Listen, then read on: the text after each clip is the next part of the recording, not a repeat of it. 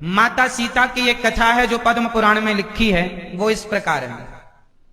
एक बार माता सीता जब जनकपुर में थी, अपनी सखियों के संग बगीचे में खेलने के लिए गईं। सारी सखियां इस पेड़ उस पेड़ के नीचे खेल रही थीं।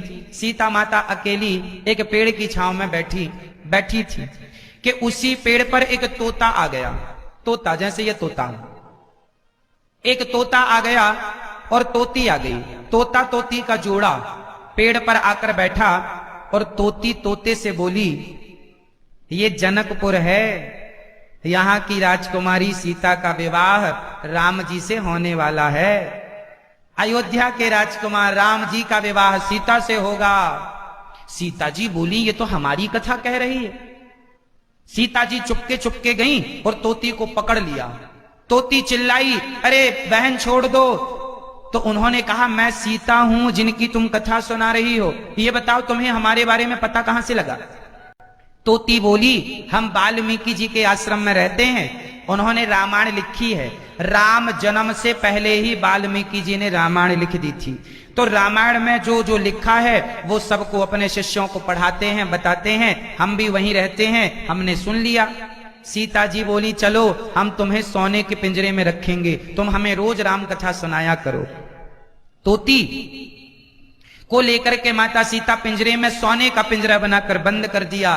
तोती चिल्लाई, अरे सीता मुझे बंद ना करो, मैं गर्भवती हूं, मैं आकाश में ही रहना पसंद करूंगी, पेड़ की छांव में, और मुझे ना पिंजरे में डालो। मैं तुम्हें रोज कथा सुनाने तुम्हारे इस खिड़की पर आ जाया करूंगी, तुम सुन लिया करो, रोज सुनाऊंगी, मुझे बंद ना करो। सीता को बहुत विनती प्रार्थना की, मुझे पिंजरे में ना बंद करो, मुझे आजाद रहने दो, मुझे उड़ने दो। माता सीता ने एक ना सुनी और माता सीता ने कहा, नहीं तुम्हें रोज कथा सुनानी पड़ेगी पिंजरे में। अब वो तोती बेचारी गर्भवती थी, अपने पति के बिना, तोते के बिना। अब उसका तोता भी आसपास ही घूमता रहता था, खिड़की के बाहर वो बैठा रहता, ये पिंजरे के अंदर रहती थी।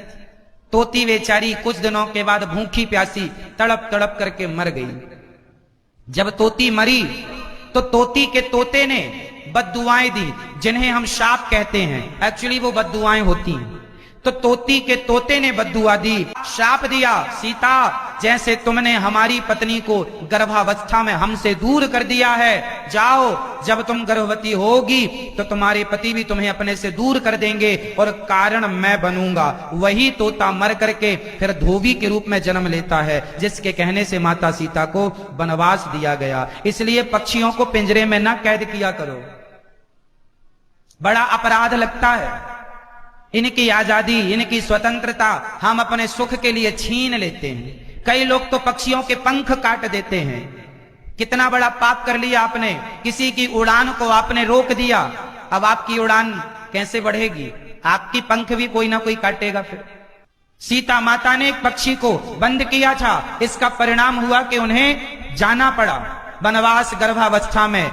ये बात पद्म पुराण में लिखी है, मैं कोई मन की कथा नहीं सुना रहा हूं, जो लिखा है वेद पुराणों में वही सुना रहा हूं। तो आप लोगों से मेरी विनती है, यदि पक्षियों को पालना है तो एक उपाय है, अपने घर के आंगन में, अपने घर के आसपास पीपल का, वट वृक्ष का पेड़ लगा दीजिए। पेड़ होगा, अपने आप हजारों पक्षी आकर बैठा करेंगे, आप दर्शन करते रहा करो आजाद पक्षियों का, है ना। एक पेड़ लगाना सीखो ताकि उसमें ढेर सारे पक्षी घोंसला बनाएंगे, वहां रहेंगे, अंडे देंगे, उनकी संतानें बढ़ेंगी, वो आशीर्वाद मिलेगा। अब ये क्या कि हमने पिंजरे में बंद कर लिया, कोई बात नहीं, आपको ज्ञान नहीं था, कोई बात नहीं, आगे से गलती मत कीजिएगा।